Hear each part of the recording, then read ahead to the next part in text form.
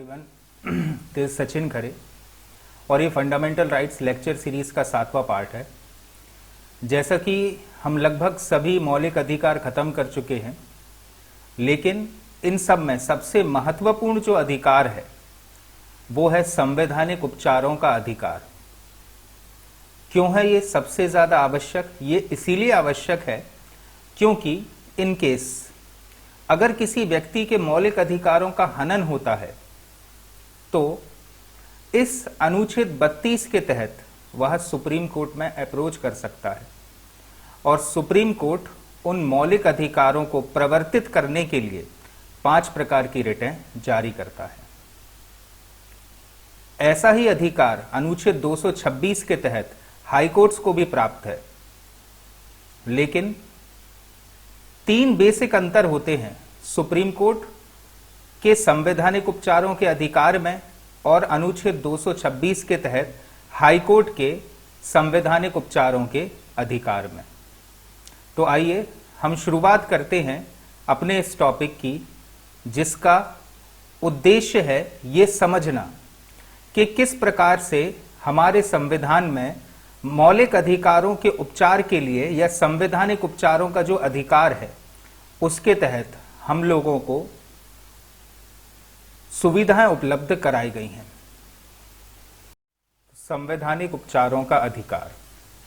भारतीय संविधान जहां अपने नागरिकों को विशद रूप से मूल अधिकार प्रदान करता है, वहीं उसे प्रवर्तित का अर्थ होता है लागू कराना, वहीं उसे प्रवर्तित कराने के लिए संवैधानिक उपचारों का अधिकार भी प्रदान करता है। देखिए, मूल अधिकार तो सभी नागरिकों को प्राप्त है, लेकिन बाय चांस अगर मूल अधिकारों का हनन हो रहा है तो उसे पुनः लागू करने के लिए संविधान में क्या प्रावधान है? तो संविधान में जो प्रावधान है वे हैं अनुच्छेद 32 के तहत संवैधानिक उपचारों का अधिकार। अनुच्छेद 32 के तहत उपबंधित संवैधानिक उपचारों का अधिकार एक अत्यंत महत्वपूर्ण मूल अधिकार है। इसकी महत्ता को रेखांकित करते हुए डॉक्टर भीमराव अंबेडकर ने इसे भारतीय संविधान का हृदय एवं आत्मा कहा है। इस अधिकार के अंतर्गत जब किसी व्यक्ति के मूल अधिकारों का उल्लंघन होता है तब वह उपचार के लिए उच्चतम न्यायालय की शरण में जा सकता है।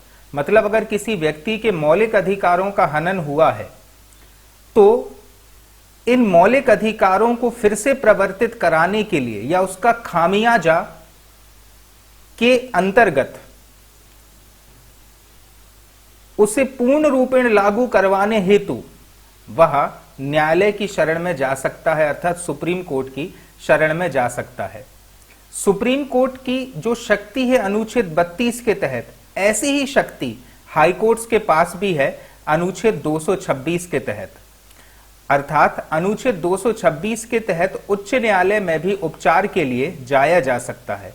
उच्चतम न्यायालय या उच्च न्यायालय में जाने का अधिकार विवेकीय है। विवेकीय है मतलब ये स्वयं व्यक्ति पर निर्भर करता है कि उसे जाना है अथवा नहीं जाना है।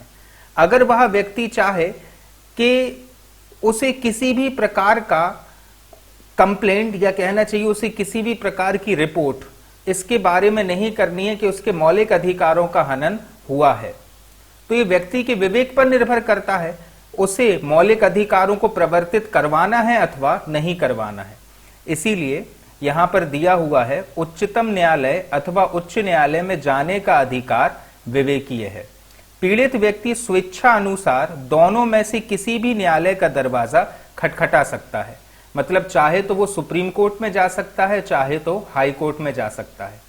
अब यहां पर समझने लायक बात क्या है? यहां पर समझने वाली बात यह है कि अनुच्छेद 32 जो एक परंपरागत तरीका था अनुच्छेद 32 के उपयोग करने का, वो ये था कि सिर्फ पीड़ित व्यक्ति ही अनुच्छेद 32 के तहत सुप्रीम कोर्ट में जा सकता था। लेकिन अब इस अधिकार को और ज्यादा एलैबोरेट कर दिया गया है, बहुत ज्यादा व्यापक कर दिया गया है और उसकी व्यापकता इस हद तक कर दी गई है कि अगर आपके मित्र के या आपके घर के आसपास रहने वाले किसी व्यक्ति के मौलिक अधिकारों का हनन हुआ है तो वो अगर किसी कारणवश अपने इस अधिकार का उपयोग नहीं कर पा रहा है तो उसके बिहाफ पर आप स्वयं अनुच्छेद 32 का प्रयोग करके सुप्रीम कोर्ट को इत्तलाह कर सकते हो कि इस व्यक्ति के मौलिक अधिकारों का हनन हुआ है। इसके पहले वाले वीडियोस में अपन ने समझा था PIL के बारे में, पब्लिक इंटरेस्ट लिटिगेशन, अर्थात लोकहितवाद। वो लोकहितवाद और कुछ नहीं है, अनुच्छेद 32 का ही एक तरीके से प्रयोग है। जैसे कि परंपरागत मत के अनुसार मूल अधिकारों के अतिक्रमण से व्यथित व्यक्ति ही अनुच्छेद 32 के तहत अनुतोष पाने का हकदार होता था, परंतु सर्वोच्च न्यायालय ने लोकहित के माध्यम से अनुच्छेद 32 के क्षेत्र को अत्यंत व्यापक कर दिया है। व्यापक कैसे किया है?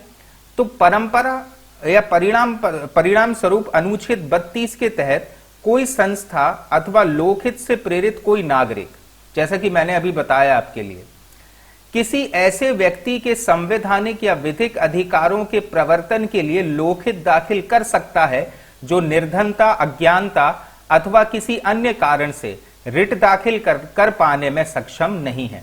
मतलब अगर कोई व्यक्ति ऐसा है कि वो स्वयं से अपने इस अधिकार का प्रयोग नहीं कर पा रहा है, तो कोई भी अन्य व्यक्ति या कोई भी अन्य संस्था, जैसे NGO वगैरह आज दुनिया भर के हैं, वे उस व्यक्ति के बिहाफ पर उसके अधिकारों को लागू करवाने के लिए याचिका दायर कर सकते हैं। इसीलिए अनुच्छेद 32 का जो दायरा है वो काफी ज्यादा व्यापक हो चुका है।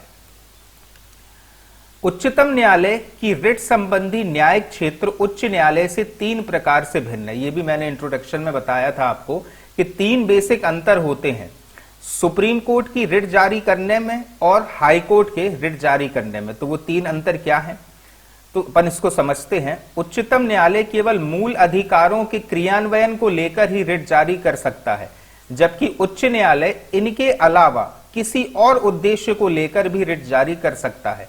इसीलिए हाई कोर्ट्स के रिट जारी करने के अधिकार सुप्रीम कोर्ट से ज्यादा विस्तृत हैं। तो यहां पर हाई कोर्ट्स को ज्यादा अधिकार दे दिए हैं as compared to supreme court, क्योंकि सुप्रीम कोर्ट सिर्फ मौलिक अधिकारों के उल्लंघन के संबंध में रिट जारी कर सकता है, जबकि हाई कोर्ट इसके अलावा, मतलब इसके तो करेंगे ही, इसके अलावा किसी भी अन्य परिप्रेक्ष्य में भी रिट जारी कर सकते हैं।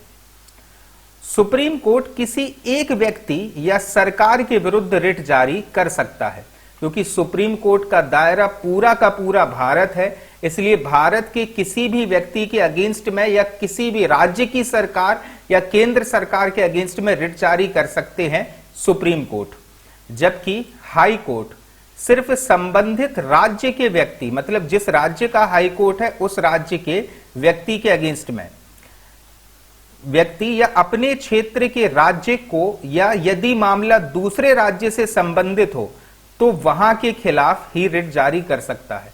मतलब यहां पर हाई कोर्ट का दायरा सीमित कर दिया है कि हाई कोर्ट जिस राज्य में है उस राज्य के व्यक्ति के अगेंस्ट में रिट जारी कर सकता है, उस राज्य की सरकार के अगेंस्ट में रिट जारी कर सकता है, या फिर अगर मामला किसी दूसरे राज्य के संबंध में है तो उसके खिलाफ ही रिट जारी कर सकता है।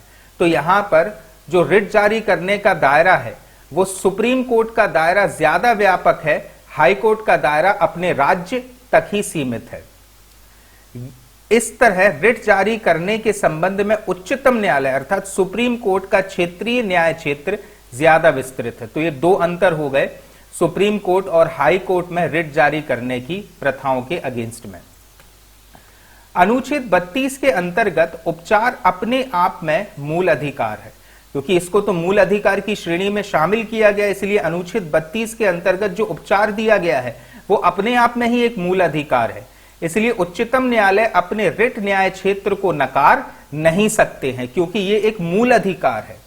अनुच्छेद 32 जो अभी हम पढ़ते हुए आ रहे हैं इसको मूल अधिकार की कैटेगरी में शामिल किया गया है। इस वजह से सुप्रीम कोर्ट कभी भी अनुच्छेद 32 के अंतर्गत मूल अधिकार जो दिया गया है हमें उसे देने से नकार नहीं सकता, जबकि दूसरी ओर अनुच्छेद 226 के तहत उपचार विवेक अनुसार है। ये भी बहुत इंपॉर्टेंट अंतर है। इसलिए उच्च न्यायालय अपने रिट संबंधी न्याय क्षेत्र के क्रियान्वयन को नकार सकते हैं। मतलब सीधा सीधा यह है कि अनुच्छेद 226 के अंतर्गत अगर किसी व्यक्ति ने अपने मूल अधिकारों के प्रवर्तन के लिए हाई कोर्ट्स को अप्रोच किया है तो हाई कोर्ट चाहे तो वो ये अधिकार देने से उन्हें मना कर सकते हैं। जबकि सुप्रीम कोर्ट के तहत अगर अनुच्छेद 32 के अंतर्गत किसी व्यक्ति ने सुप्रीम कोर्ट को अप्रोच किया है तो सुप्रीम कोर्ट कभी भी यह अधिकार देने से किसी व्यक्ति को मना नहीं कर सकता। तो ये 3 बेसिक अंतर है सुप्रीम कोर्ट और हाई कोर्ट की रिट जारी करने की शक्ति में। इनको बहुत अच्छे से समझ लीजिएगा, मेंस में बहुत इंपॉर्टेंट है ये। अब हम बात करते हैं मूल अधिकार हेतु उपचार की। अनुच्छेद 32 में कुल 4 खंड दिए गए हैं। खंड 1, मूल अधिकारों को प्रवर्तित कराने के लिए उच्चतम न्यायालय में आवेदन करने का अधिकार प्रदान किया गया है। यह अधिकार हमको दिया गया है कि अगर हमारे मूल अधिकारों का हनन हुआ है तो हम अनुच्छेद 32 के खंड 1 के तहत सुप्रीम कोर्ट में अप्रोच कर सकते हैं। अब खंड 2 में उच्चतम न्यायालय को शक्ति दी गई है जिसके अनुसार वह मूल अधिकारों को प्रवर्तित कराने के लिए आदेश, निर्देश या रिट जारी कर सकता है। बहुत से लोगों को ये डाउट रहता है, सर रिट क्या है? तो रिट और कुछ भी नहीं है, सुप्रीम कोर्ट के द्वारा जारी किया गया एक प्रकार का आदेश ही कहलाता है रिट। और ये 5 प्रकार की होती है। बंदी प्रत्यक्षीकरण, उत्प्रेषण, प्रतिषेध, अधिकार प्रेच्छा, ये सारी चीजें रिट की ही कैटेगरी में आ जाएंगी। तो खंड 2 जो है, खंड 2 दिया गया है सुप्रीम कोर्ट के लिए और खंड 1 हमारे लिए है।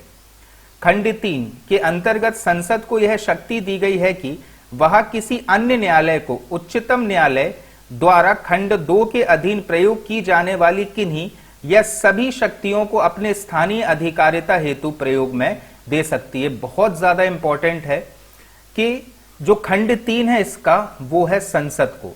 जैसे खंड 1 है नागरिकों के लिए, खंड 2 है सुप्रीम कोर्ट के लिए कि सुप्रीम कोर्ट रिट जारी कर सकता है, और खंड 3 दिया गया है संसद को कि सुप्रीम कोर्ट की जो रिट जारी करने की शक्ति है, इस शक्ति को सुप्रीम कोर्ट किसी भी अन्य स्थानीय न्यायालय को भी दे सकता है। जो भी स्थानीय न्यायालय या अन्य न्यायालय होते हैं उसको यह शक्ति दे सकता है, या तो पूरी 5 प्रकार की रिट जारी करने की शक्ति दे देगा, या फिर इनमें से 1 या 2 शक्तियों का स्थानीय स्तर पर प्रयोग करने के लिए ही संसद किसी अन्य न्यायालय को दे सकती है। जबकि खंड 4 इस संविधान में अन्यथा उपबंधित के सिवाय मूल अधिकारों को प्रवर्तित करने के अधिकार को निलंबन या निषेध करता है। मतलब इसका तात्पर्य यह है कि जब तक संविधान में अन्यथा उपबंधित ना हो, मूल अधिकारों को प्रवर्तित करने के अधिकार के निलंबन का निषेध करता है। मतलब जब तक कि संविधान में ऐसा ना लिखा गया हो कि यह अधिकार खत्म किया जा सकता है, तब तक इसे समाप्त नहीं किया जा सकता। मूल अधिकारों को प्रवर्तित कराने हेतु उच्चतम न्यायालय को अनुच्छेद 32(2) के तहत निम्नलिखित 5 प्रकार की रिटें जारी करने की शक्ति है, जिसके नाम अभी मैंने बताए थे आपको। बंदी प्रत्यक्षीकरण, परमादेश, प्रतिषेध, उत्प्रेषण और अधिकार प्रेच्छा। ये 5 प्रकार की रिटें हैं जो अनुच्छेद 32(2) के तहत सुप्रीम कोर्ट जारी करता है। तो आइए अब हम स्टेप बाय स्टेप इन सारी रिटों को पढ़ते हैं। तो पहली रिट है हमारी बंदी प्रत्यक्षीकरण। बंदी प्रत्यक्षीकरण अर्थात हैबीस कॉर्पस, ये लैटिन भाषा का शब्द है हैबीस कॉर्पस। इसका शाब्दिक अर्थ होता है साशरीर प्रस्तुत किया जाए। ये रिट जो है किसी भी व्यक्ति या कहना चाहिए कि किसी भी प्राधिकारी, दोनों के विरुद्ध जारी की जा सकती है। इसका तात्पर्य यह है कि किसी व्यक्ति ने या किसी प्राधिकारी ने अवैध रूप से अगर किसी अन्य व्यक्ति को निरुद्ध करके रखा हो, निरुद्ध मतलब पकड़ कर रखा हो, तो उसके खिलाफ न्यायालय ऐसी रिट जारी करता है। यह रिट ऐसे व्यक्ति या प्राधिकारी के विरुद्ध जारी की जाती है जिसने किसी व्यक्ति को अवैध रूप से निरुद्ध किया है। इसके द्वारा न्यायालय निरुद्ध या कारावासित व्यक्ति को अपने समक्ष उपस्थित कराता है तथा उसके निरोध की वैधता की परीक्षा करता है। इसका अर्थ यह होता है कि न्यायालय उस व्यक्ति को जिसको अवैध रूप से निरुद्ध करके रखा गया है, अवैध रूप से पकड़ कर रखा गया है, उस व्यक्ति को अपने पास बुलवाएगा और इस तथ्य की जांच करेगा कि उसका निरोध या उसे पकड़कर रखना वैध है या अवैध है। सामान्यतः यह हमने पढ़ा भी है पुराने अनुच्छेदों में कि किसी भी व्यक्ति को 24 घंटे के अंदर सशरीर प्रथम श्रेणी न्यायिक मजिस्ट्रेट के अधीन उपस्थित कराना होता है, और अगर इस तथ्य को नहीं माना या किसी व्यक्ति को जबरदस्ती पकड़कर रख लिया, उसे कहा जाएगा निरोध। तो इस निरोध की स्थिति में यह रिट सुप्रीम कोर्ट के द्वारा अनुच्छेद 32 के तहत जारी की जाती है। निरोध का विधिक औचित्य न होने पर निरुद्ध व्यक्ति को छोड़ने का आदेश दिया जाता है। अगर जांच में यह पता चलता है कि उस व्यक्ति को पकड़कर रखने का कोई विधिक औचित्य नहीं है, तो कोर्ट जो है उस व्यक्ति को छोड़ने का आदेश भी दे देती है। इस रिट हेतु याचिका निरुद्ध व्यक्ति द्वारा या उसकी ओर से किसी भी व्यक्ति द्वारा प्रस्तुत की जा सकती है। अब इस चीज को समझिएगा कि वो व्यक्ति जिसे पकड़कर रखा गया है, या तो वो इसके परिप्रेक्ष्य में रिट जारी करने की याचिका दायर कर सकता है, या फिर उसके बिहाफ पर कोई भी अन्य व्यक्ति इस प्रकार की याचिका सुप्रीम कोर्ट के पास ले जा सकता है। बंदी प्रत्यक्षीकरण का मुख्य उद्देश्य निरुद्ध व्यक्ति के निरोध की वैधता अथवा अवैधता की जांच करना है। कि मतलब उसको जो पकड़कर रखा गया है, उसका जो निरोध किया गया है, वो वैलिड है या इनवैलिड। ये उद्देश्य है बंदी प्रत्यक्षीकरण नामक रिट का। अतः इस रिट पर विचार के समय निरुद्ध व्यक्ति का न्यायालय के समक्ष प्रत्यक्षतः उपस्थित होना आवश्यक नहीं है। यह स्वयं सुप्रीम कोर्ट ने गाइडलाइन इसकी जारी करी थी। जो केस था कालू सान्याल बनाम जिला मजिस्ट्रेट दार्जिलिंग 1974 सुप्रीम कोर्ट। इस केस में सुप्रीम कोर्ट ने स्वयं कहा है कि जब इस प्रकार की रिट हेतु आवेदन किया जा रहा है, तब निरुद्ध व्यक्ति का कोर्ट के सामने उपस्थित होना आवश्यक नहीं है। यह रिट तब जारी नहीं की जाती है जब यदि हिरासत कानून सम्मत है, मतलब कानून कुछ ऐसा है कि उसमें इस प्रकार का निरोध जायज है, इसलिए उस संबंध में ऐसी रिट जारी नहीं की जाएगी। कार्यवाही किसी विधानमंडल या न्यायालय की अवमानना के तहत हुई हो, मतलब अगर किसी व्यक्ति ने विधानमंडल की या न्यायालय की अवमानना की है और उसके तहत कार्यवाही हुई है या उसके तहत किसी व्यक्ति का निरोध हुआ है, तब ऐसी याचिका खारिज हो जाएगी और रिट जारी नहीं होगी। न्यायालय के द्वारा हिरासत, मतलब न्यायालय ने ही ऐसा आदेश दे दिया हो कि कुछ व्यक्तियों को निरोध कर दिया जाए, तो भी उनके खिलाफ ये रिट जारी नहीं होगी। हिरासत न्यायालय के न्याय क्षेत्र के बाहर हुई हो, मतलब इस प्रकार का जो निरोध हुआ है वो किसी न्यायालय के न्यायिक क्षेत्र के बाहर हुआ है, तब रिट जारी नहीं होगी। तो ये है बंदी प्रत्यक्षीकरण। नेक्स्ट रिट है हमारी परमादेश या मैंडेमस, जिसका शाब्दिक अर्थ है हम आदेश देते हैं। अब ये क्यों होती है, कैसे जारी होती है? तो इसके तहत न्यायालय द्वारा किसी व्यक्ति, लोक प्राधिकारी, अधीनस्थ न्यायालय, सरकार या निगम को उनके विधिक, सांविधिक या लोक कर्तव्यों को करने का या अवैध रूप से ना करने का आदेश दिया जाता है। मतलब कोर्ट ही इसमें आदेश दे रहा है, और किसको आदेश दे रहा है? तो किसी भी व्यक्ति को या लोक प्राधिकारी को, मतलब सिविल सर्वेंट्स को, या अपने अधीनस्थ न्यायालय को या सरकार को या किसी निगम को कुछ काम को करने के आदेश दे सकता है या कुछ काम को अवैध रूप से ना करने का आदेश दे सकता है। अतः इस रिट का प्रयोग ऐसे अधिकारी को आदेश देने के लिए किया जाता है जो सार्वजनिक कर्तव्यों को करने से इनकार या उनकी उपेक्षा करते हैं। मतलब ऐसे लोक प्राधिकारी या ऐसे अधिकारी जो अपने कर्तव्यों को सही तरीके से नहीं करते हैं या कर्तव्य करने की उपेक्षा करते हैं, उनको उन कर्तव्यों का पालन कराने के लिए इस प्रकार की रिट जारी की जा सकती है।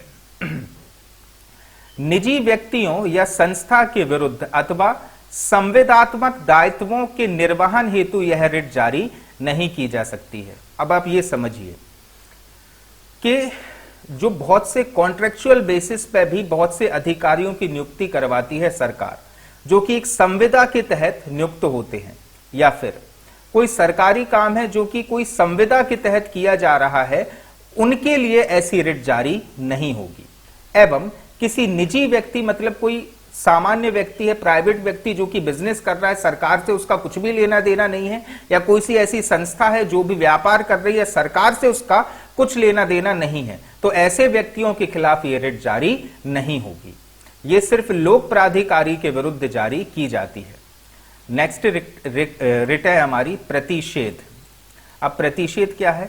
तो इसका अर्थ है मना करना। यह निषेधाज्ञा की भांति है। निषेधाज्ञा मतलब काम करने से रोकने वाली आज्ञा कहलाएगी निषेधाज्ञा। यह रिट वरिष्ठ न्यायालय द्वारा अधीनस्थ न्यायालय तथा अर्ध न्यायिक अधिकरणों के विरुद्ध जारी की जाती है। तो यह समझना बहुत जरूरी है कि न्यायालय किसके विरुद्ध ये रिट जारी करेगा। तो न्यायालय अपने अधीनस्थ न्यायालय, जिसमें आ जाएंगे हाई कोर्ट्स या फिर जिला अदालतें या फिर उनके नीचे के जो कोर्ट्स हैं वो सारी चीजें, उनके विरुद्ध या फिर अर्ध न्यायिक अधिकरणों के विरुद्ध ये रिट जारी की जाएगी। इसके द्वारा अधीनस्थ न्यायालय को ऐसी अधिकारिता का प्रयोग करने से निषिद्ध किया जाता है जो उसमें निहित नहीं है। मतलब जो अधीनस्थ न्यायालय हैं उन्हें ऐसी शक्तियों का प्रयोग करने से रोका जाता है जो उनमें निहित नहीं है, जो शक्तियां उनके पास नहीं है। ऐसी शक्तियों का प्रयोग अगर कोई सा अधीनस्थ न्यायालय कर रहा है और सुप्रीम कोर्ट के संज्ञान में यह केस आ जाता है, तो सुप्रीम कोर्ट ऐसे न्यायालयों को उन शक्तियों का प्रयोग करने से रोकता है।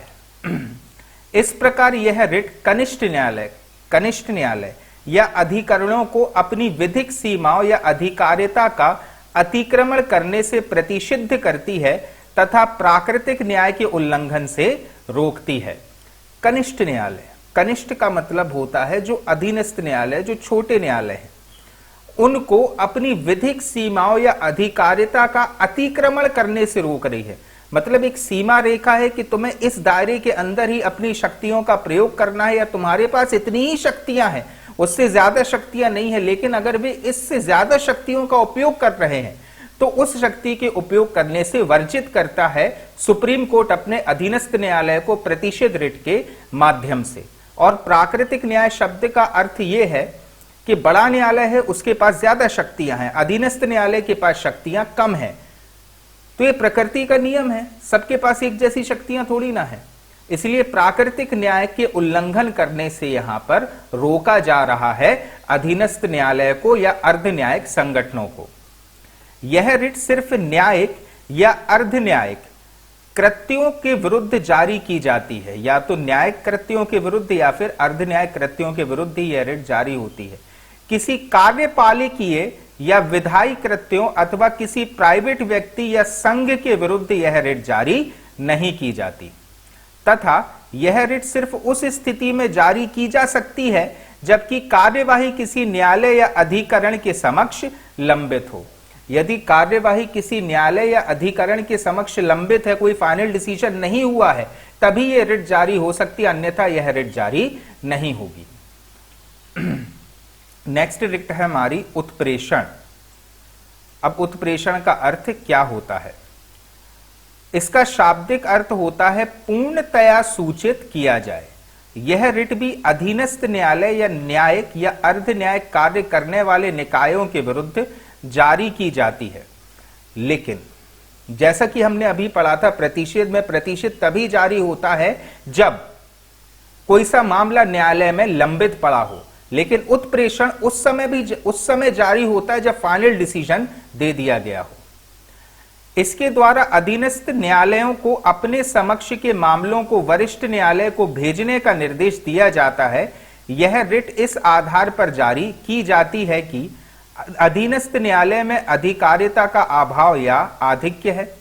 मतलब कोई सा, अब यही है जो हमने इसके पहले प्रतिषेध में पढ़ा है, आधार बिल्कुल वही है, बस बेसिक अंतर यह हो जाता है कि प्रतिषेध तब जारी होती है जब मामला किसी न्यायालय में लंबित है, जबकि फाइनल डिसीजन अगर हो गया है तो फिर उत्प्रेषण जारी होती है।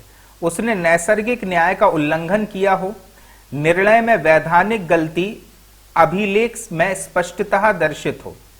अब प्रतिषेध एवं उत्प्रेषण दोनों रिटें अधीनस्थ न्यायालयों के विरुद्ध जारी की जाती है, किंतु दोनों रिटों का उद्देश्य पृथक है।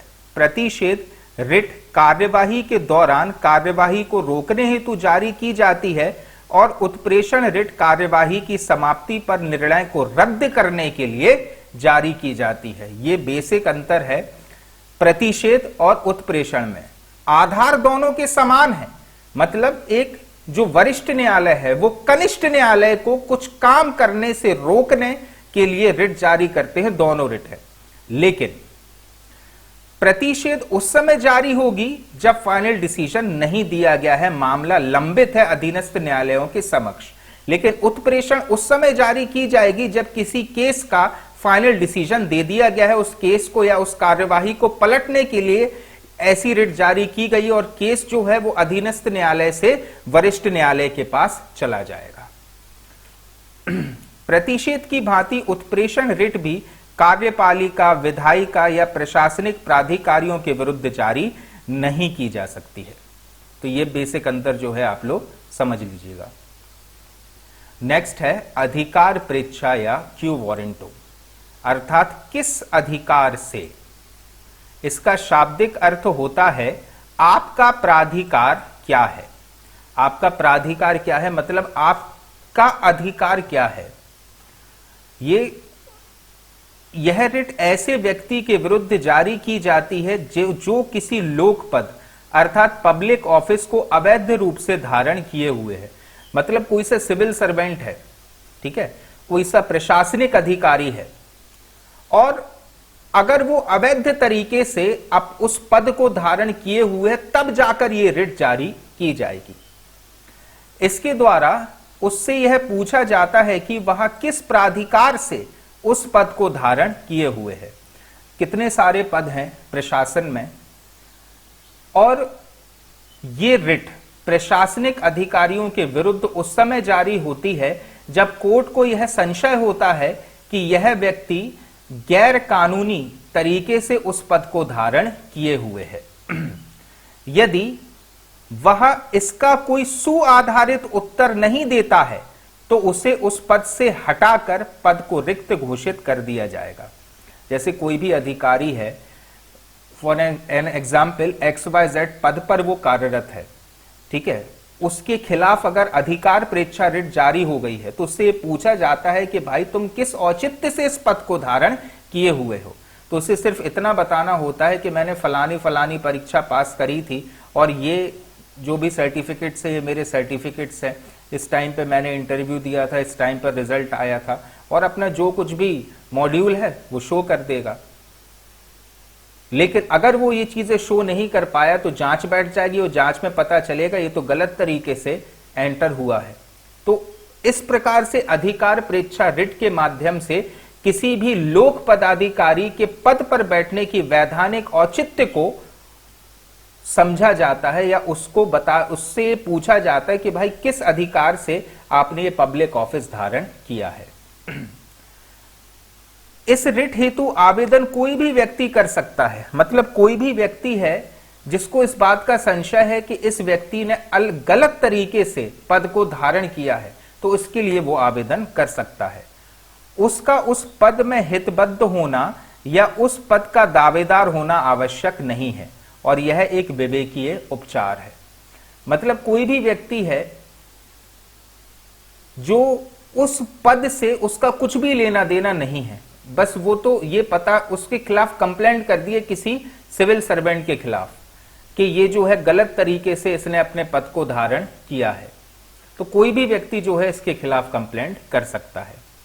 प्रार्थी अधिकार के रूप में इसका दावा नहीं कर सकता। प्रार्थी मतलब जिसने रिट के लिए याचिका दायर करी है वो एक अधिकार के रूप में इसका दावा नहीं कर सकता। न्यायालय तथ्य और परिस्थितियों के अनुसार यह रिट जारी करने या ना करने का निर्णय कर सकता है क्योंकि ये एक विवेकीय उपचार है। तो ये है अधिकार प्रेच्छा और पांचों प्रकार की रिट है। अपवाद है, जैसा कि आप लोग अपन ने फंडामेंटल राइट्स के फर्स्ट पार्ट में पढ़ा था अनुच्छेद 13(2) के बारे में कि अनुच्छेद 13(2) ये कहता था कि संसद ऐसी कोई विधि नहीं बना सकती जो मूल अधिकारों को समाप्त करती हो, लेकिन यहां पर संसद को ये शक्ति दी गई है कि वे मूल अधिकारों को निराकृत करने के लिए या निषिद्ध करने के लिए विधि बना सकती है। अनुच्छेद 33 संविधान के भाग 3 का अपवाद गठित करता है। अनुच्छेद 13(2) जो यह उपबंधित करता है कि राज्य कोई ऐसी विधि नहीं बनाएगा जो भाग 3 द्वारा प्रदत्त मूल अधिकारों को छीनती हो या न्यून करती हो, परंतु अनुच्छेद 33 संसद को यह शक्ति प्रदान करता है कि वह कुछ विशिष्ट वर्गों के संबंध में, यहां पर ध्यान रखने लायक बात क्या है, कुछ विशिष्ट वर्गों के संबंध में विशिष्ट प्रयोजन की पूर्ति हेतु मूल अधिकारों को निर्बंधित या निराकृत करने वाली विधि बना सकती है। सभी के लिए नहीं, लेकिन हां कुछ विशिष्ट वर्गों के संबंध में ऐसा किया जा सकता है, जैसे हमारी सेना, पुलिस एवं सैन्य संगठनों के परिप्रेक्ष्य में ऐसा किया जा सकता है कि उन्हें अनुशासित करने के लिए उनके मूल अधिकारों को समाप्त करने की विधि बनाई जा सकती है।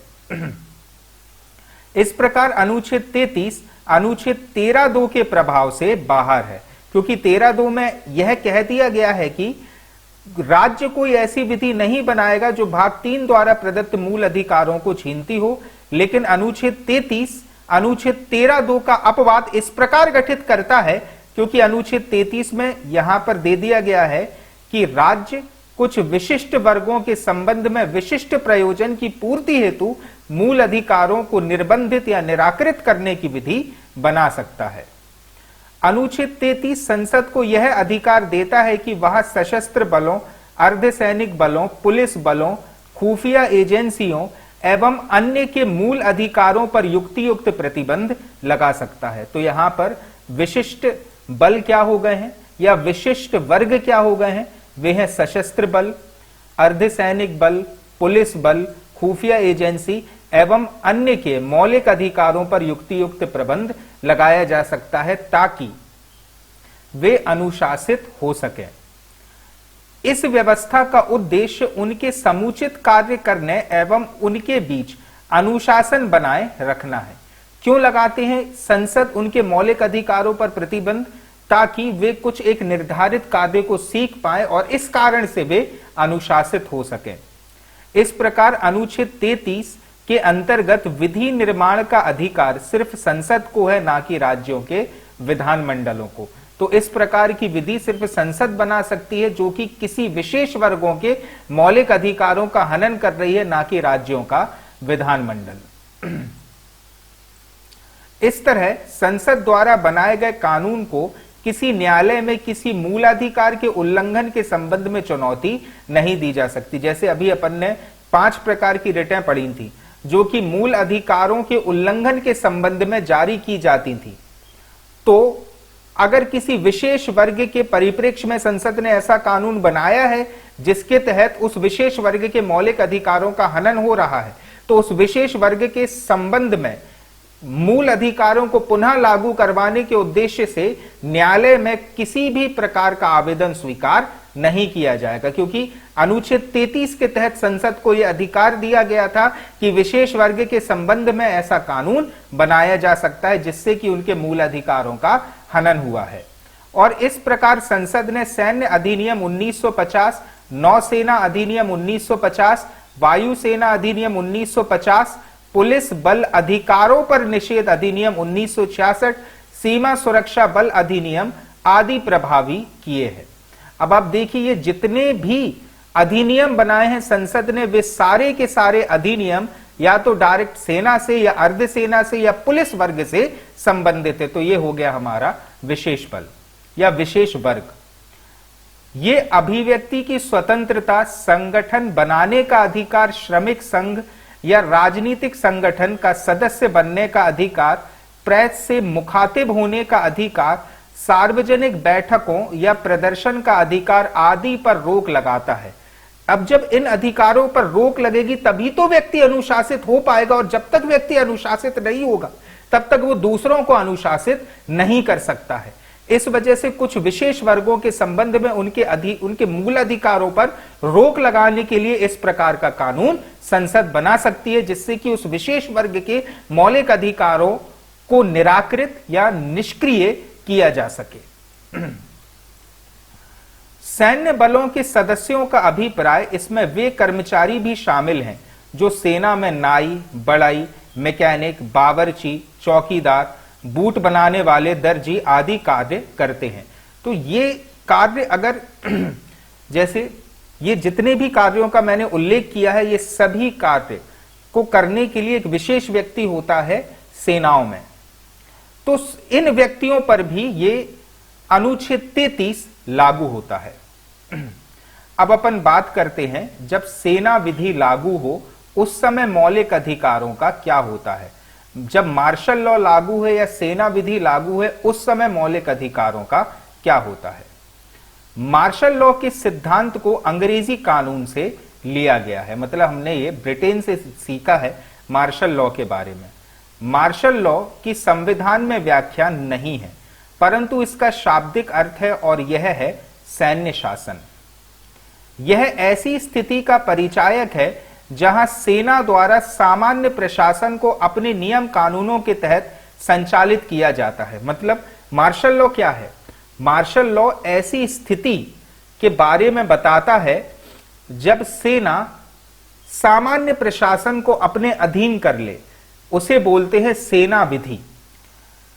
इस तरह वहां साधारण कानून निलंबित हो जाता है और सरकारी कार्यों को सैन्य अधिकरणों के अधीन कर दिया जाता है, तो उसको बोलते हैं सेना विधि।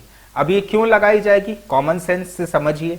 जब सामान्य पुलिस या सामान्य अधिकारियों, सामान्य प्रशासन के हाथों से जो लॉ एंड ऑर्डर है वो छिन जाए तो उसको कहेंगे हम अराजकता फैल जाना। और जब सामान्य प्रशासन इन चीजों को कंट्रोल नहीं कर पा रहा है उस समय लगाई जाती है सेना विधि या मार्शल लॉ। जैसे अभी सलमान खान का एक वीडियो आया था कोरोना वायरस के परिप्रेक्ष्य में कि आप लोग चाहते क्या हो कि सेना को बुलवा दें।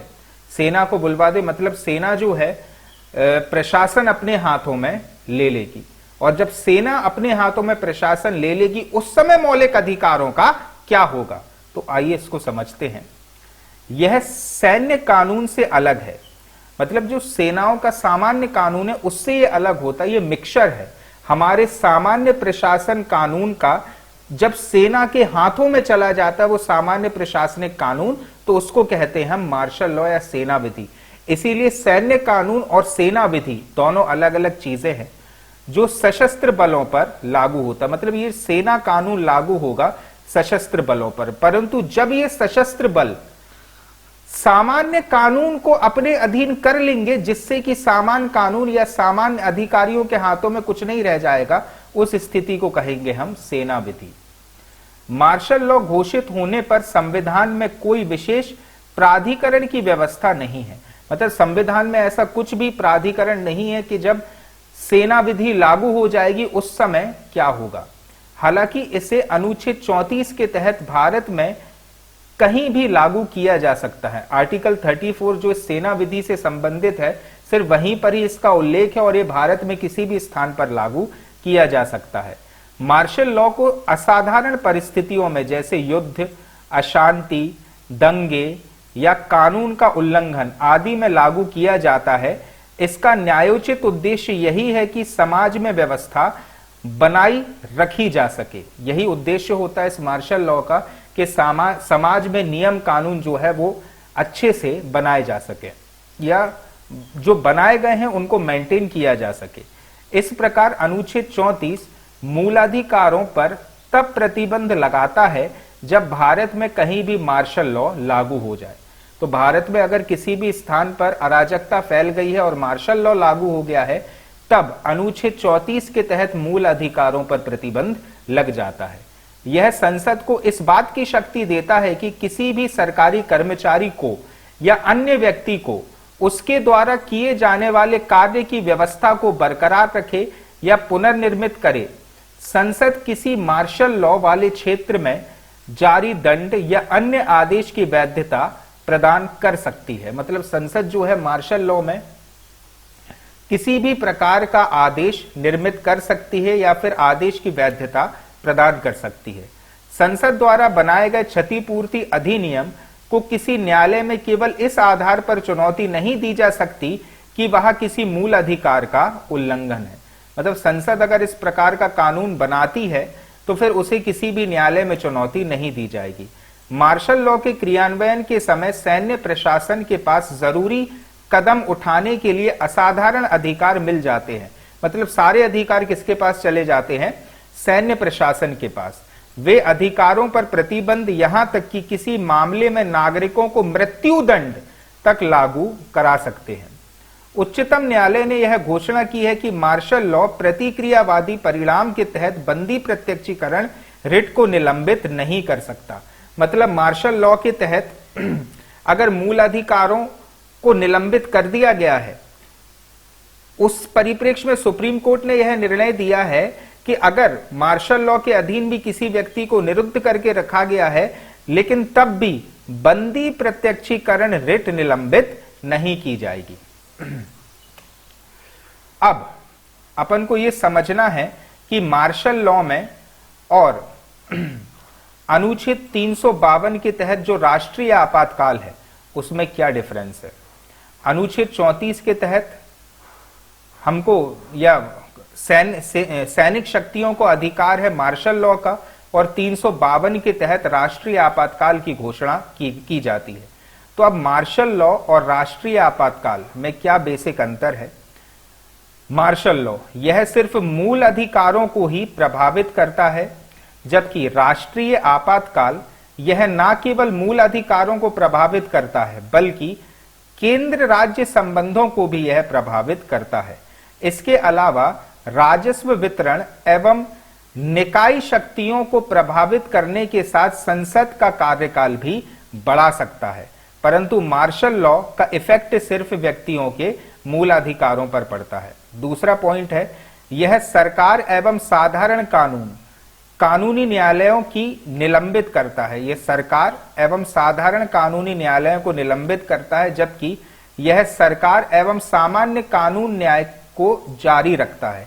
यहां पर ये चीजें निलंबित हो जाएंगी, यहां पर ये चीजें जारी रहेंगी। यह कानून एवं व्यवस्था के भंग होने पर उसे दोबारा निर्धारित करता है, जबकि यह सिर्फ 3 आधारों पर ही लागू हो सकता है: युद्ध, बाहरी आक्रमण या सशस्त्र विद्रोह। इसे देश के कुछ विशेष क्षेत्रों में ही लागू किया जा सकता है और इसे पूरे देश में या देश के किसी हिस्से में लागू किया जा सकता है। इसके लिए संविधान में कोई विशेष व्यवस्था नहीं है, यह अव्यक्त है। मतलब अभी अपन ने पढ़ा ना, किसी भी प्रकार का प्राधिकरण नहीं है मार्शल लॉ के संबंध में, जबकि राष्ट्रीय आपातकाल में संविधान में इसकी विशेष व्यवस्था है। आर्टिकल 352 में हम बहुत डिटेल में पढ़ेंगे आगे। यह सुस्पष्ट एवं विस्तृत है, जबकि मार्शल लॉ विस्तृत नहीं है। तो ये बेसिक अंतर है मार्शल लॉ में और राष्ट्रीय आपातकाल में। तो प्लीज इसको बहुत ध्यान से समझ लीजिएगा।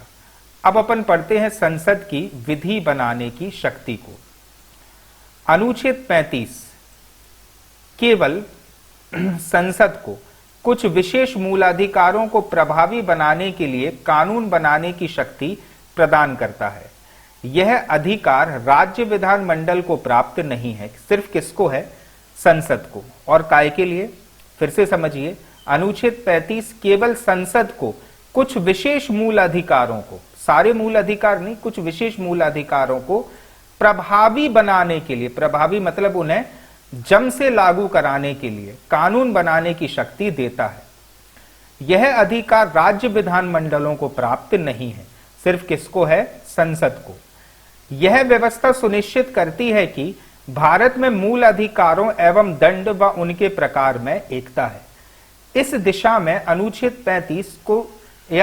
35 की निम्नलिखित व्यवस्थाएं हैं। संसद के पास, विधानमंडलों के पास नहीं, निम्नलिखित मामलों में कानून बनाने का अधिकार होगा। अनुच्छेद 16 किसी राज्य या केंद्र शासित या स्थानीय या अन्य प्राधिकरण में किसी रोजगार या नियुक्ति हेतु निवास की व्यवस्था। अनुच्छेद 32 जो अभी अपन ने पढ़ा था, मूलाधिकारों के क्रियान्वयन के लिए निर्देश, आदेश, रिट जारी करने के लिए उच्चतम एवं उच्च न्यायालय को छोड़कर अन्य न्यायालयों को सशक्त बनाना, ये भी हमने पढ़ा था अभी। अनुच्छेद 33 सशस्त्र बल, पुलिस बल आदि के सदस्यों के मूलाधिकार पर प्रतिबंध लगाने के लिए कानून बना सकता है। तो ये दो तरीके से अनुच्छेद 33 में तो दिया ही है, लेकिन अनुच्छेद 35 भी इस पर लागू हो जाता है। अनुच्छेद 34 किसी सरकारी कर्मचारी या अन्य व्यक्ति को किसी क्षेत्र में मार्शल लॉ के दौरान किसी कृत्य हेतु क्षतिपूर्ति देने हेतु, ये भी मौलिक अधिकार है जो जस्ट हम पढ़ते हुए आए हैं अभी। अब सेकंड, एक तो क्राइटेरिया ये हो गया, अनुच्छेद 16, 32, 33 और 34 के तहत संसद कानून का निर्माण कर सकती है। अब सेकंड है, संसद के पास, राज्य विधानमंडलों के पास नहीं, मूलाधिकारों के तहत दंडित करने के लिए कानून बनाने का अधिकार होगा। अब ये किस प्रकार का कानून है? तो अनुच्छेद 17 के तहत अस्पृश्यता को समाप्त करने का और अनुच्छेद 23 के तहत मानव के दुर्व्यापार एवं बलात्श्रम को समाप्त करने के लिए भी संसद कानून बना सकती है। इसके अतिरिक्त संसद संविधान के लागू होने के बाद उपरोक्त कार्यों के तहत दंड के लिए भी कानून बनाती है। इस तरह इसे संसद के लिए अनिवार्य किया जाता है कि वह ऐसे कानून बनाए, और अनुच्छेद 35 के तहत संसद को ऐसी शक्तियां प्रदान की गई हैं। उपरोक्त वर्णित मामलों के संदर्भ में संविधान के अस्तित्व में आने के समय प्रभावी कोई विधि तब तक प्रभावी रहेगी जब तक कि संसद द्वारा इसे परिवर्तित या निरसित, संशोधित नहीं किया जाता। मतलब संसद ऐसे कानूनों को समाप्त करने, परिवर्तित करने के लिए भी कानून बना सकती है जो संविधान लागू होने के पहले से ही लागू थे। यहां उल्लेखनीय होना चाहिए कि अनुच्छेद 35 संसद के उपरोक्त विषयों पर कानून बनाने का प्रावधान सुनिश्चित करता है। यद्यपि इनमें से कुछ अधिकार राज्य विधानमंडलों के पास भी हैं, यानी राज्य सूची। तो राज्य विधानमंडलों के पास अनुच्छेद 35 के तहत सिर्फ उतने ही अधिकार हैं जो राज्य सूची में दिए हुए हैं। नेक्स्ट, अनुच्छेद 35A। तो नेक्स्ट पॉइंट है हमारा अनुच्छेद 35A। ये अभी हाल ही में बहुत ज्यादा चर्चित रहा है, जब अनुच्छेद 370 को हटाने की कवायद चल रही थी, और आप सभी लोग शायद इसके बारे में जानते हो। जैसा कि अब भी जस्ट हमने अनुच्छेद 35 खत्म किया है, इसको भी हम साथ में पढ़ लेते हैं। हालांकि अब ये प्रवर्तन में नहीं है, समाप्त कर दिया गया है, लेकिन फिर भी हम इसकी थोड़ी सी जानकारी ले लेते हैं। अनुच्छेद 35 से सबसे पहले ऐतिहासिक पहलू। भारतीय संविधान का अनुच्छेद 35A अपने जन्म से ही विवादास्पद रहा है। यद्यपि अब यह इतिहास का एक विषय बन गया क्योंकि यह समाप्त हो चुका है। 1950 में जम्मू कश्मीर के प्रधानमंत्री शेख अब्दुल्ला, क्योंकि 1950 में जम्मू कश्मीर का जो मुख्यमंत्री होता था वही कहलाता था प्रधानमंत्री, और भारतीय प्रधानमंत्री जवाहरलाल नेहरू के मध्य एक समझौता हुआ जिसे दिल्ली समझौता कहा जाता था।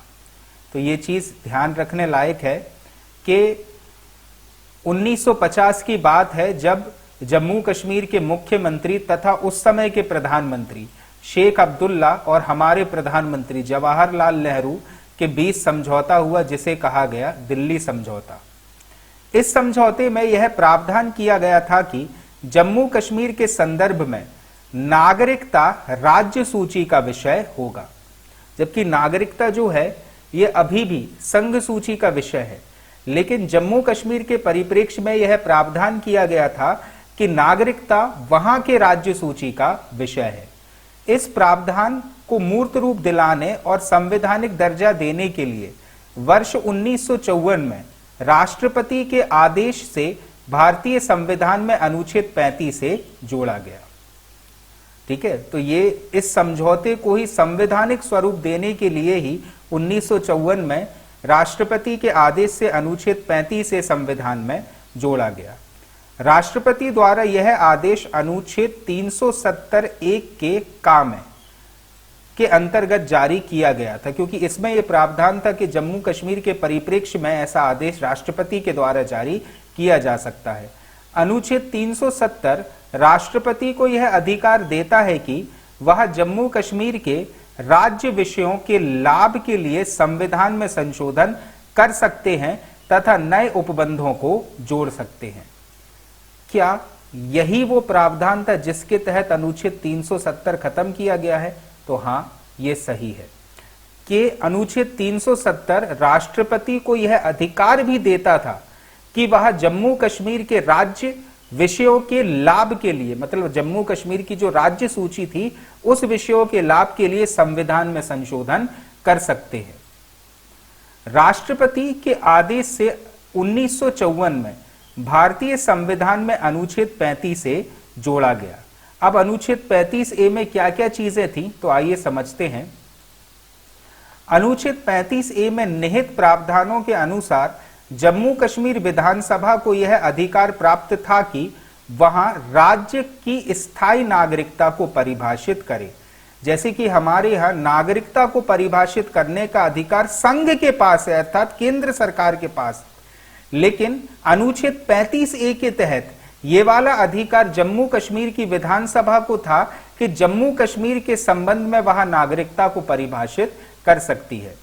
अनुच्छेद 35 ए में जम्मू कश्मीर विधानसभा को राज्य के नागरिक को परिभाषित करने, सार्वजनिक क्षेत्र की नौकरियों के संदर्भ में विशेष अधिकार बनाने, राज्य में संपत्ति के अधिग्रहण, छात्रवृत्ति तथा अन्य सहायता प्रदान करने के संदर्भ में विशेष अधिकार उपलब्ध कराने का अधिकार था। तो इतने सारे अधिकार थे, इसी के कारण डिस्क्रिमिनेशन होता था जम्मू कश्मीर और अन्य राज्यों में, जम्मू कश्मीर या भारतीय संघ में, क्योंकि ये अधिकार जम्मू कश्मीर की विधानसभा को प्राप्त थे। अनुच्छेद 35 ए में कहा गया था कि कोई भी अधिनियम या किसी अन्य कानून का उल्लंघन करने के कारण विधायिका के निर्णय को चुनौती नहीं दी जा सकती थी। मतलब वहां की विधायिका के निर्णय को चुनौती कोर्ट में नहीं दी जा सकती थी। अनुच्छेद 35 ए के कारण भारत का कोई भी नागरिक जम्मू कश्मीर में ना तो संपत्ति खरीद सकता था और ना ही वहां का स्थायी नागरिक बन सकता था, क्योंकि इस नागरिकता को परिभाषित करने का अधिकार तो जम्मू कश्मीर के विधानसभा के पास था।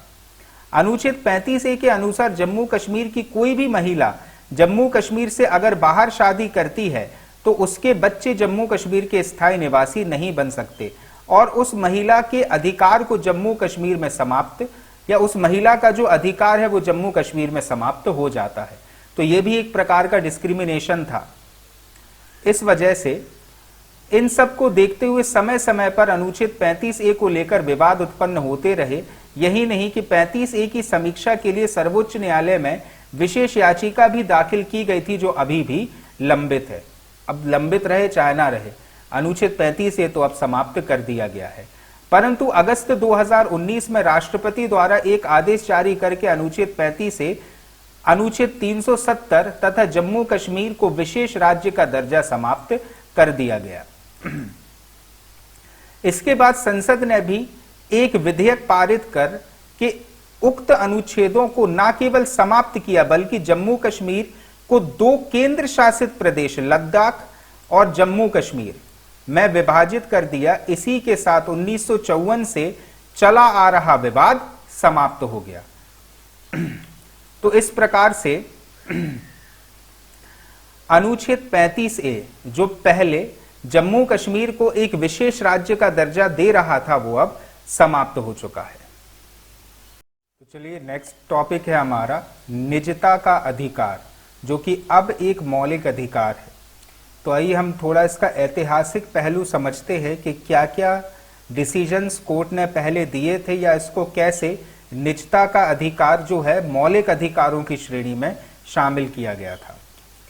मुख्य न्यायाधीश जस्टिस जे.एस. खेयर उस समय के की अध्यक्षता वाली सर्वोच्च न्यायालय की 9 सदस्यीय खंडपीठ ने के पुत्तास्वामी बनाम भारत संघवाद, ये केस को ध्यान में रखिएगा, केस था के पुत्तास्वामी बनाम भारत संघवाद में सर्वसम्मति से 24 अगस्त 2017 को ऐतिहासिक निर्णय देते हुए निजता के अधिकार को संविधान के अनुच्छेद 21 के जीवन व स्वतंत्रता के अधिकार के तहत एक मूल अधिकार का अभिन्न हिस्सा माना है, जिसे संविधान के भाग 3 द्वारा गारंटी प्रदान की गई है।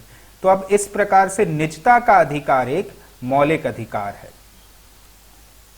न्यायालय ने कहा कि निजता का अधिकार ना केवल सामान्य विधिक अधिकार है, ना केवल वैधानिक अधिकार है, ना केवल मूल अधिकार है, यह प्रत्येक व्यक्ति में अंतर्निहित एक प्राकृतिक अधिकार भी है। तो इन सभी अधिकारों से ऊपर एक प्राकृतिक अधिकार के रूप में कोर्ट ने निजता के अधिकार को माना है। सुप्रीम कोर्ट ने एमपी शर्मा वाद, जिसमें 8 न्यायाधीशों की खंडपीठ बनी थी, खड़क सिंह वाद, जिसमें 6 न्यायाधीशों की खंडपीठ बनी थी, में दिए गए अपने पहले के निर्णयों को यहां पर पलट दिया, क्योंकि इन डिसीजंस में सुप्रीम कोर्ट ने निजता के अधिकार को मौलिक अधिकार नहीं माना था, जो कि अब मौलिक अधिकारों की श्रेणी में आता है। पूर्ववर्ती दोनों निर्णयों में निजता के अधिकार को मूल अधिकार नहीं माना गया था। इसके अलावा देश में आपातकाल के समय एडीएम जबलपुर बनाम एसके शुक्लावाद 1976, जिसे हैबीस कॉर्पस वाद भी कहा जाता है, जो अपन ने हैबीस कॉर्पस रिट पढ़ी थी, उसी के संबंध में यह केस था, जो कि जबलपुर एडीएम बनाम एसके शुक्लावाद 1976 का केस था।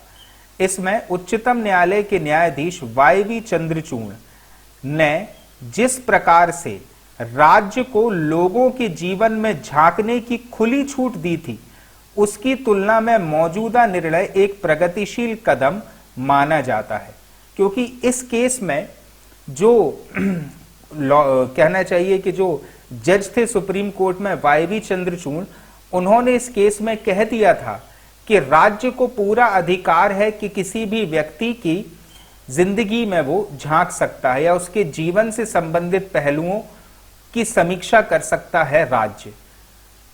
अगर हम उस डिसीजन को इस निजता के अधिकार के मौलिक अधिकार में शामिल होने के निर्णय से कंपेयर करें तो यह निर्णय बहुत ही अच्छा है। मैं ये नहीं कह रहा हूं कि वो निर्णय गलत था। जैसा कि मैंने फंडामेंटल राइट्स में शुरुआत में ही बता दिया है कि समय के साथ साथ हर चीजों में परिवर्तन आता है। वो समय अलग था, वो इमरजेंसी का समय था, ये समय अलग है। ज्ञातव्य है कि निजता के अधिकार को जिन 9 न्यायाधीशों की खंडपीठ ने मूलाधिकार माना है, उनमें न्यायमूर्ति जो स्वर्गीय वाईवी चंद्रचूड़ थे, जिनके डिसीजन को अभी हम पढ़ते हुए आ रहे हैं, उनके पुत्र डीवाई चंद्रचूड़ भी शामिल है। मतलब पिताजी ने ये कह दिया था कि राज्य को अधिकार है व्यक्तियों के जीवन में झांकने का, लेकिन पुत्र जो डीवाई चंद्रचूड़ है, उन्होंने निजता के अधिकार को मौलिक अधिकार माना है। निजता के अधिकार के संबंध में सुप्रीम कोर्ट ने जो निर्णय दिए हैं वे इस प्रकार है। सबसे पहला है, निजता का मौलिक अधिकार निरपेक्ष या असीमित नहीं है, बल्कि विशेषीकृत प्रतिबंधों के अधीन है। अब देखिए, अपन आधार कार्ड बनवाते हैं। अब इस आधार कार्ड में भी अपन अपनी निजी इंफॉर्मेशन भी तो दे रहे हैं, लेकिन सभी के लिए अनिवार्य है। इसलिए कोर्ट ने कहा है कि निजता का मौलिक अधिकार निरपेक्ष या असीमित नहीं है, बल्कि विशेषीकृत प्रतिबंधों के अधीन है। निजता का अधिकार मौलिक अधिकार तो है, लेकिन विशेष प्रतिबंधों के अधीन है। यह वह अधिकार है जो राज्य एवं नॉन स्टेट ई स्टेट के हस्तक्षेप से व्यक्ति के आंतरिक क्षेत्र रोकता है। मतलब राज्य हस्तक्षेप करके निजता का अधिकार व्यक्ति को प्रोवाइड करेगा। व्यक्तिगत संबंधों, पारिवारिक जीवन की पवित्रता, विवाह, घर व यौन उन्मुक्ता का संरक्षण निजता में शामिल है। तो ये सारी चीजें इस निजता के अधिकार में शामिल रहेंगे। इसमें एकांत छोड़ देने का अधिकार, व्यक्तिगत प्राथमिकता, मतलब पर्सनली व्यक्ति किसको पसंद कर रहा है, ये सारी चीजें इसमें शामिल रहेंगी। तो इसका दायरा क्या क्या है? व्यक्तिगत संबंधों, पारिवारिक जीवन की पवित्रता, विवाह, घर, यौन उन्मुक्ता का ये सारी चीजें इसके अधीन शामिल रहेंगी। एवं एकांत छोड़ देना या किसी व्यक्ति को पसंद करना भी इस अधिकार में शामिल रहेगा।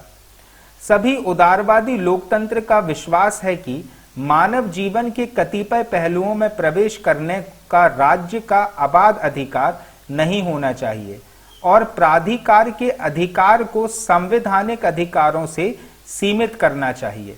मूल अधिकार एकमात्र वे अधिकार हैं जो राज्य को ऐसा करने से रोकते हैं जिनमें निजता का अधिकार भी शामिल है। यह भी कोर्ट ने कहा है कि विश्व के जितने भी उदारवादी लोकतंत्र हैं, उन सभी लोकतंत्रों का ऐसा मानना है कि मानव जीवन के पहलुओं में प्रवेश करने का राज्य को असीमित अधिकार नहीं होना चाहिए, बल्कि संवैधानिक अधिकारों के माध्यम से राज्यों के ऐसे कृत्यों पर रोक लगानी चाहिए। इस प्रकार से निजता के अधिकार को एक मौलिक अधिकार का दर्जा देने से यह चीज कारगर सिद्ध होती है। न्यायमूर्ति एस.ए.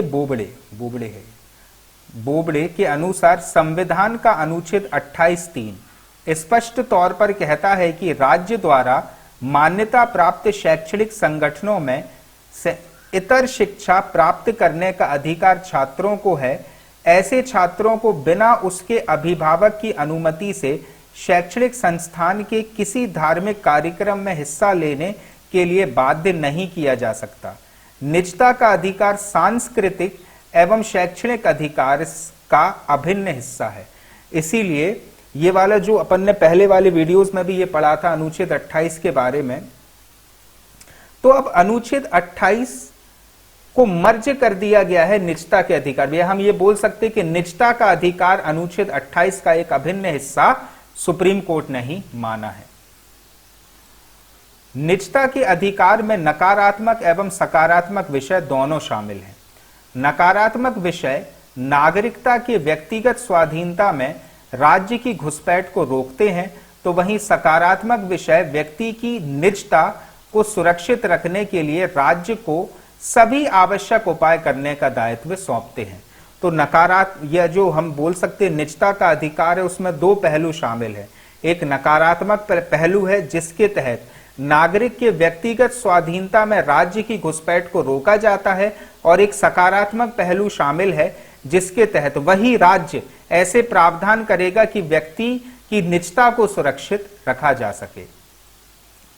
यद्यपि न्यायालय ने सरकार के उस तर्क का भी समर्थन किया है कि डिजिटल माध्यम कल्याणकारी राज्य में सुशासन सुनिश्चित करने का महत्वपूर्ण उपकरण है, इस हेतु आंकड़ों को संग्रहित उचित है या आंकड़ों का संग्रहण करना उचित है। यह आधार कार्ड के परिप्रेक्ष्य में हम इसको समझ सकते हैं। समाज में वंचित वर्गों को लाभ पहुंचाने के लिए सरकार अनेक कार्यक्रम चलाती है। सरकार यह सुनिश्चित करना चाहती है कि अल्प सार्वजनिक संसाधन वैसे लोगों तक नहीं पहुंच पाए जो इसके लिए उपयुक्त नहीं है। यह सुनिश्चित करना सरकार का दायित्व है, इससे इनकार नहीं किया जा सकता, परंतु इन आंकड़ों को सुरक्षित रखने के लिए ठोस तंत्र होना चाहिए। ये इस कवायद के चलते आधार कार्ड एवं विभिन्न प्रकार के कल्याणकारी योजनाओं के कार्ड बनाए जा रहे हैं जिसमें व्यक्ति की निजी इंफॉर्मेशन होती है।